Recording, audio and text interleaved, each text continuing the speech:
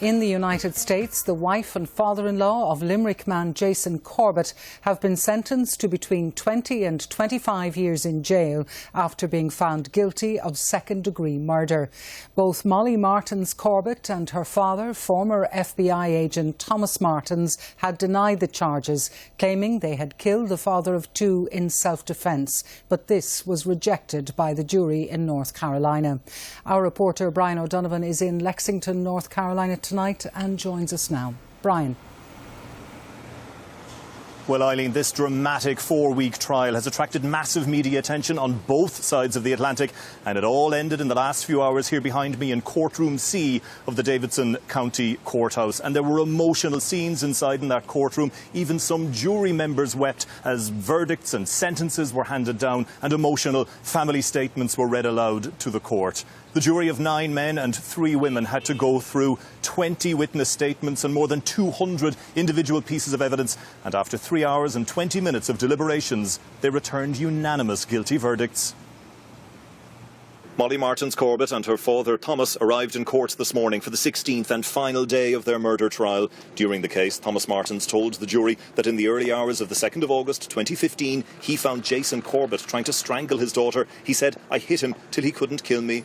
Thomas Martens' lawyer emphasised his career as an FBI agent. He argued he served us, he has protected us. That's what he knows to do, protect. The court had heard graphic and disturbing evidence of the injuries to Jason Corbett. At one point, a juror became ill looking at a photograph of the injuries. The prosecution said that while Jason Corbett was beaten to death, Molly and her father were left without a mark, giving the lie to their plea of self-defence. The court heard that Jason Corbett had been beaten to the point where his injuries were on the scale of someone who fell from a great height or was in a car crash, and that while Jason Corbett was not here to tell you what happened, his blood tells you. The jury received their instructions yesterday and came back today with unanimous verdicts of guilty to second-degree murder for both Molly and Thomas Martens. There were emotional scenes in the courthouse as both the Martens and Corbett families heard the verdicts. Molly Martens-Corbett wept as a letter from Jason Corbett's son Jack was read out in court. He said she will always be remembered as a murderer and was not a part of their family. As she was led away, she spoke briefly to her mother, saying, "I'm really sorry." Molly Martens-Corbett and her father Thomas both received sentences of 20 to 25 years in prison. And Brian, what has been the reaction to those verdicts and sentences?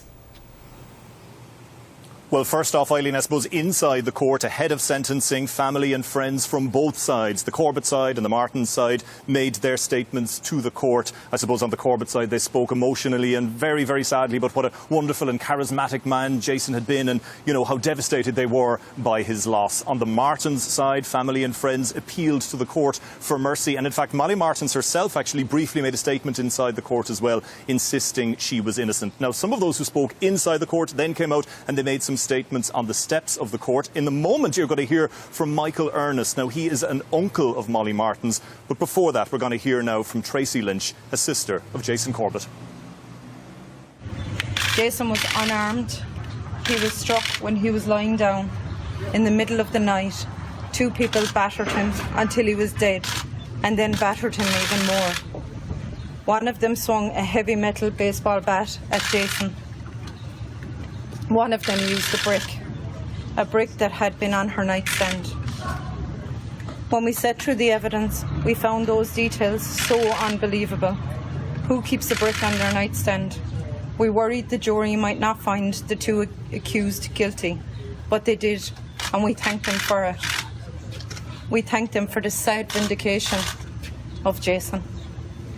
The jury have fulfilled their duty, and I can promise them that we will fulfil our duty to help create a good future for Jason's children who he loved.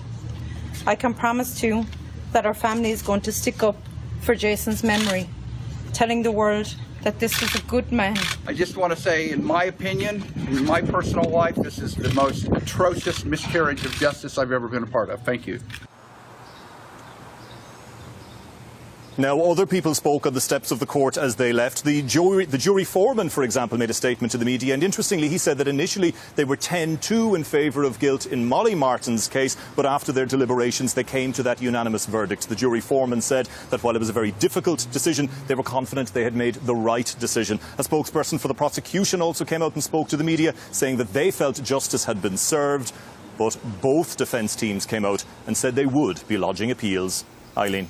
OK, Brian O'Donovan in North Carolina. Thank you indeed.